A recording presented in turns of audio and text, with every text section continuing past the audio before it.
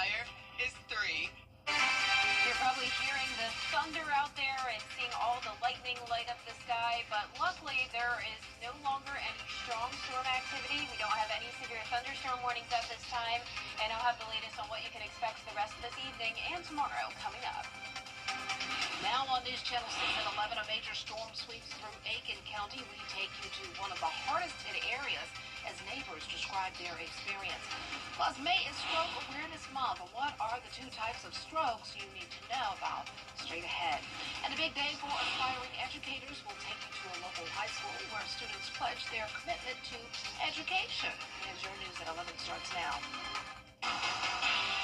Live from Television Park, this is WJBF News Channel 6 at 11.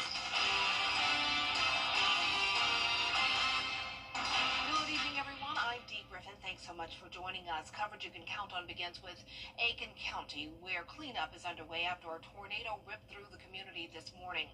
The National Weather Service confirms this afternoon that an EF1 tornado hit Warrenville around 3:30 this morning. Augusta Road at Piney Heights took a direct hit. Downed trees blocked the intersection and knocked down power in some areas. Roofs were left damaged, and people in the neighborhood are trying to figure out what's next. I looked out the window. I seen a tornado jump through my front yard and thought it was a tornado.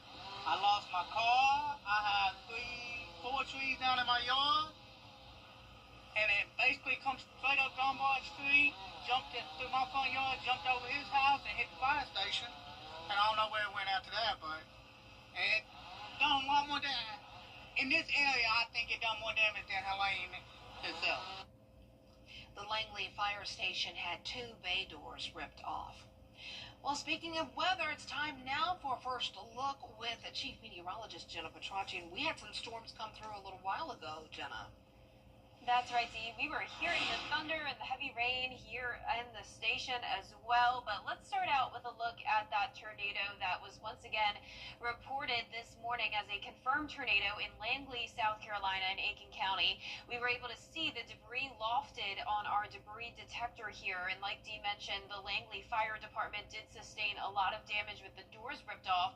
And you can see that debris ball moved right across the fire department and then up past Highway 78 there. It was only around a 1.5 mile long path. The tornado lasted 2 minutes. It went about the distance of 2.5 football fields, but it was a very impactful storm despite being so small and short-lived. So that's why we've been watching the storms very closely with you all evening long for the potential of additional brief spin-up tornadoes.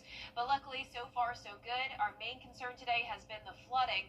Look at the rainfall totals over the last 24 hours. Now up to around 2 to even 4 inches here in McCormick over towards Wilkes County, and then of course the higher amounts still from late last night in Barnwell County down towards Allendale. Augusta now up to around 1.5 inches of rain, and that storm just moved through Richmond County. It's now into Aiken County, and this is the last of the impactful weather that we'll see tonight. So there's still some lightning strikes here along I-20 along the border of Edgefield and Aiken County. If you are in Langley, don't worry, this storm is not strengthening. In fact, it's weakening, and it looks like it's going to stay well below severe limits. So if you're in Langley, you're probably still hearing that heavy rain, some thunder and lightning, but things are looking better for you there in Aiken County. Down towards the south, Scrubbin County, one shower here between Hiltonia and Sylvania, not looking bad. Our Terry Lambert Hyundai Skyview cam showing very damp conditions there at Washington Road. As for Almanac, we had a high of only 74 today, and right now we're still in the mid-60s through low 70s, a mild night. 70 in Wrightsville, 69 in Aiken, Waynesboro at 68. Dew points are also in the upper 60s, still some places at 70 as well, so a lot of moisture in the air with a southeast wind. It's a breezy night. And as for our satellite and radar, we still have all these storms across the southeast, another chance of rain tomorrow, but the morning will be nice and dry. I'll have a look at your feature cast coming up, but back to you, Dee. All right, thanks so much. We'll see you in a few minutes. A development in the investigation of the deadly hit-and-run incident that killed a pedestrian in Richmond County. The sheriff's office has identified the driver as 45-year-old Shaquita Dawson. She left the scene after hitting 24-year-old Tavion Wright on Windsor Spring Road today. That's according to the sheriff's office. Dawson was taken into custody and then taken to the Charles B. Webster Detention Center. No word yet on the charges she is facing. Augusta is preparing for a deep dive into the spending of one city department. This after the city was forced to spend millions repaying the federal government. George Escala explains. It's an office without its director. Now city leaders preparing to look into the finances at housing and community development. Oh, definitely a sense of urgency. We want to make sure that we can go ahead and clear everything up and get back to work. Director Hawthorne Welcher is not at work, placed on administrative leave last month for compliance issues with federal rental assistance funds granted to the city. Commissioners going into the general fund to repay $6.5 million. City leaders on Tuesday expected to hire a local auditing firm to look into the department. The governing body is responsible for fiduciary responsibility. So making sure that there's transparency in that regard, making sure that we're clear and concise with any and all of our grant funds. The audit will look at 9 different accounts at HCD and not just the rental assistance grants. Do you think a crime was committed here? Not saying anything like that. Just going through the steps just to make sure. Is this a forensic audit? Are we looking for crime? No, this is not a forensic audit. This is actually just a routine audit of the actual expenditures of any. It's a normal process that you go through just to make sure that everything balances out and the expenditures are where they should have gone. Auditors telling the city they estimate the work will take 5 to 6 months. The contract calls for the cost not to exceed $63,000. In Augusta, George Escala, WJBF, News Channel 6. May is Stroke Awareness Month, and this week, Piedmont Augusta is hosting a community event that will help you identify the signs of a stroke. Most strokes occur in the brain when a blood vessel is blocked by a clot or burst. Now, according to the Centers for Disease Control, 600,000 out of nearly 800,000 who suffer strokes in the U.S. are first-timers. But there are warning signs you can spot before you get to that point. We recognized the importance of loss of balance in the constellation of stroke symptoms, and then the eye symptoms that can sometimes result. So patients can have loss of vision in one eye or both eyes, or blurriness of vision, and they can also become very unsteady after a stroke, particularly in the back of the brain, we call the posterior circulation. This Thursday, the hospital is hosting a free stroke prevention awareness event. It's from 11 a.m. until 1 p.m. on the front lawn of Piedmont Augusta downtown. Well, North Augusta is on the mind of South Carolina Lieutenant Governor Pamela Yvette. Today, she was in town for the grand opening of the newest location of the Augusta Oncology Multi-Specialty Clinic. It's located on Bluff Avenue. The center will provide both chemotherapy and radiation services on site. The radiation center is on the first floor. The chemotherapy center is on the second. It is signing day for several local high school seniors planning to pursue a career in education. Graham Lee has the story.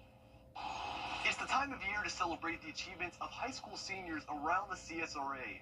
McDuffie County school leaders got to do just that Monday, celebrating 8 seniors at Thompson High School who are preparing to start their journeys to becoming teachers. The ceremony is part of a partnership with Future Georgia Educators. The State Department of Education recently announced a new initiative called Teach in the Peach to get more teachers in Georgia schools. Last week, more than 300 future teachers across Georgia's 48 school districts attended the first ever statewide Teach in the Peach Educator Signing Day in Atlanta. And a handful from Thompson High School got to join that group Monday afternoon. I want to become a teacher because I want all children to know that everyone matters. Them, themselves, and everyone else too. And just helping the kids, you don't realize how many kids just have speech disabilities and how much it affects their everyday learning, and I've learned that a lot. So just being able to help those kids just be better in the classroom and perform better. Students say they're planning to make the most of their last 2 weeks here at Thompson High School before graduation, and from there it's all to college to pursue their educational dreams this coming August. In Thompson, Graham Lee, WJBF, News Channel 6.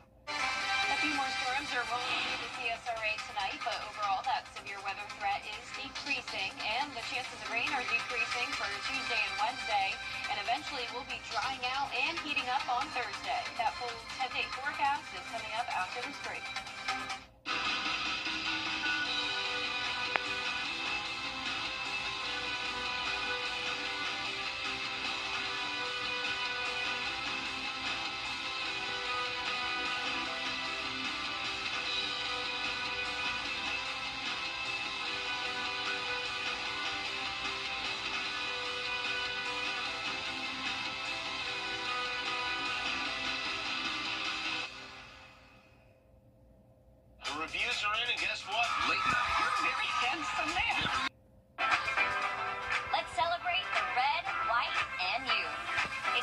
Memorial Day sale. Shop the hottest new pieces, the coolest new rooms, everything you need to fall in love with your home all over again. Online or in store. Save big with low sale prices on stylish new furniture. Ready for delivery. There's never been a better time to see what's possible. It's the Rooms to Go Memorial Day sale going on now. At Curated Clothiers, we believe great fashion is more than just style. It's an experience.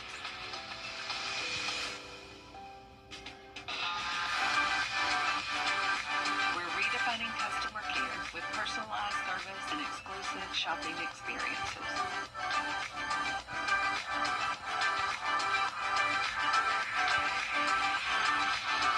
Because when you shop with us, you're not just noticed, you're remembered. Try Bojangles crispy hand-breaded bow bites with your favorite sauce today. It's bow time.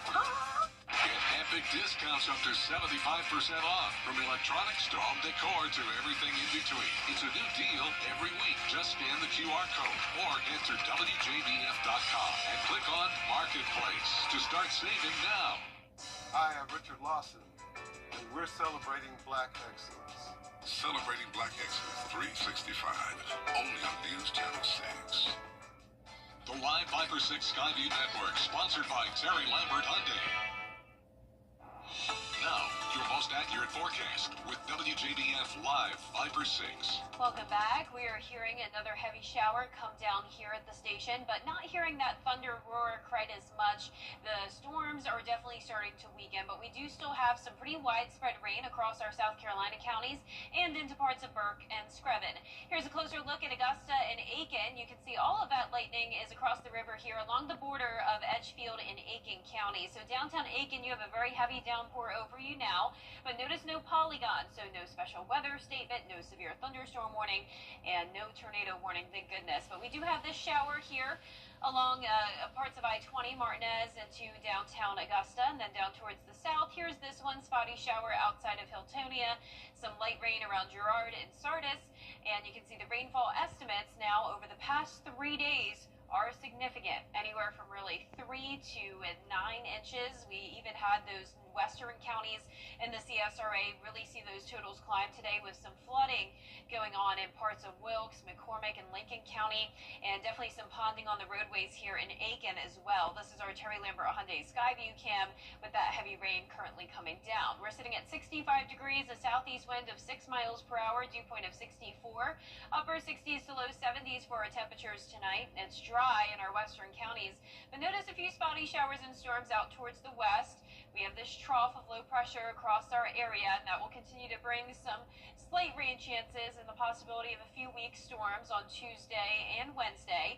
But tomorrow's forecast does look much better. It's going to be partly cloudy, so maybe a little bit of sunshine here and there, starting out in the low 60s, and then we will be climbing all the way into the low 80s. The morning will be dry, and then in the afternoon we could see some storms. Here's our latest futurecast tonight at midnight, pretty much showing what we're seeing now. So these storms are pretty slow moving, but by the time we get to around 1 a.m., things are looking better for the most part, but we could still have some cells here that end up becoming strong. We'll be watching for that brief spin-up tornado potential, but you can see it's not a widespread threat. By 3 a.m., just a spotty area over towards Hancock County, and then by 5 a.m., we're nearly completely dry. Now let's pick things up tomorrow at 2 o'clock in the afternoon.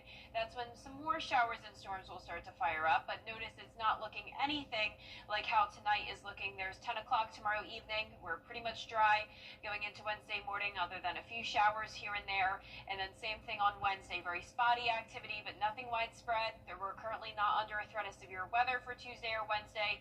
There's no threat of flooding. So I lowered the rain chances to 30% for the next 2 days, then a 0% chance of rain Thursday all the way into next week. So we are switching gears here, and we're soon going to be talking about very dry weather and hot weather, from 82 tomorrow all the way up to 92 on Friday, seeing those low 90s carry into next week. Now, as for our low temperatures tonight, we will be sitting above average in the low to mid 60s, a wet night for sure. Highs tomorrow are going to be in the mid to upper 70s, some spots touching the 80-degree mark. And one more check of Live Viper 6 in case you missed it earlier. We have a few storms here and there. This is just some radar clutter out towards the west, so our western counties dry. Things are definitely starting to look much better. Now, our 10-day forecast forecast showing us to go back to sunshine on Thursday. We are heating up on Friday. Partly cloudy over the weekend and dry. And we're continuing to see that dry weather as we go into next week and the hot weather as well. But yes, things are looking better on Live Viper 6, but we'll still be watching it with you as we go into the overnight hours in case we have some strong storms develop. Yeah, it's still coming down here, and hello 90s. Wow, and I'm not talking about the decade. Well, coming up, an executive order from the White House to lower prescription drug prices, what this means for your wallet up next. But first, the winning numbers for tonight's South Carolina lottery, pick 3, 888, and the pick 4 winning numbers, 8815. The fireball is 4. We'll be right back. Get better. Get better. Coming up, the Clemson softball team hosting an NCAA regional this weekend. Hear from players on the special season they've had in sports.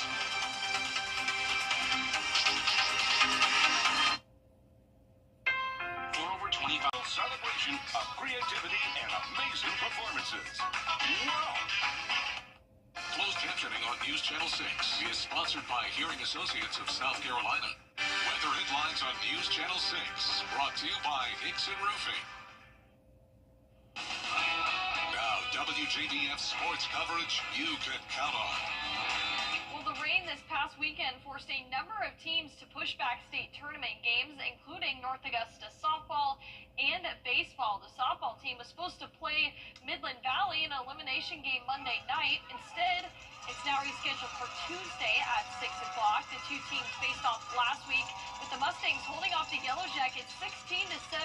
The winner moves on to face South Florence and Lower State District A. The North Augusta baseball team also scheduled to play Monday against Gilbert in the winner's bracket. Their game was also moved to Tuesday at 6 o'clock. That's at Riverview Park. Now looking ahead, the Fox Creek baseball and softball teams are playing on Tuesday. Strom Thurmond, both softball and baseball teams still alive as well.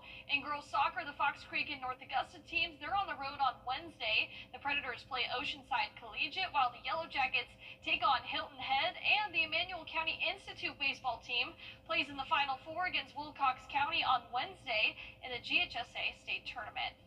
Now in track and field, the Edmund Burke Lady Spartans, they had a historic year, winning their region and state title in the same year. The back-to-back state champs set 3 new school records in the 4x100, 4x400, and 4x800 relays. So congrats to Edmund Burke on a successful year. Now, the South Carolina softball team won't be the only team hosting an NCAA regional. The Clemson Tigers also punched their ticket into the postseason. The Tigers are one of 16 teams to host a regional this postseason. They are the #1 seed, facing a USC Upstate team that's now won back-to-back Big South tournaments. First pitch set for Friday, 4:30 on the ACC network. Now, the first-time ACC champs, they're making their 5th straight NCAA postseason appearance. An impressive feat for a program that just started back in 2020. The winner of the double elimination regional will advance to the best-of-3 super regional starting May 22nd. Just really love the resiliency of this team. A lot of great leadership, a lot of really talented young players.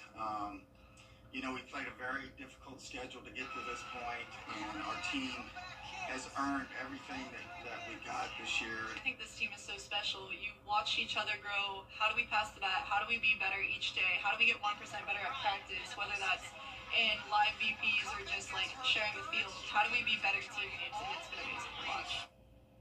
Now, in golf, the first round of the NCAA Regional in the books in Tallahassee, Florida. The Augusta men are tied for 4th place with New Mexico at 3 under par. The top 5 teams out of the regional qualify for the NCAA Championship. Bo Blanchard carded a 4 under 68. That's good for 4th place. The second round scheduled to tee off at 8 a.m. on Tuesday. That's it for sports. We'll be right back. Comcast Business is celebrating Small Business Month by giving you a $1,000 small business bonus. Just imagine the thousands of possibilities of a $1,000 prepaid card, swag for staff, new equipment powered by gig speeds, or a 3D printer. Rapid prototyping, anyone? Switch to Comcast Business for over 99.99% network reliability, advanced cybersecurity, and now get started with a $1,000 small business bonus. Comcast Business, powering possibilities. At AO Multi-Specialty Clinic. On WJBF News Channel 6. The last of the the rain is moving in tonight. Notice the rain chances go down to just 30% Tuesday and Wednesday. Just some spotty showers and storms, but nothing widespread. Our temperatures are warming up back into the 80s finally. 88 on Thursday, low 90s starting on Friday, and low 90s with dry weather finally as we go into next week. Okay, a TikTok account called Visit.Yellowstone. Have y'all seen this? It's going viral for its thirst trap videos celebrating the national parks. They use a handsome guy to lure viewers, then boom, a beauty shot of a park with some very sultry music. It's not an official park account, but they are encouraging people to contact their reps to keep funding national parks amid the government cuts. So a thirst trap with a purpose, I guess you could call it. But yeah, I mean, there are people on TikTok saying, have you seen the national parks TikTok? Of course, you're going to go to see it. And then there you have it. I haven't seen it. It's hilarious. It's hilarious, trust me. Well, that's our time for now. Thanks so much for joining us. Don't forget to wake up at 4:30 a.m. to watch Barkley, Mary, and John.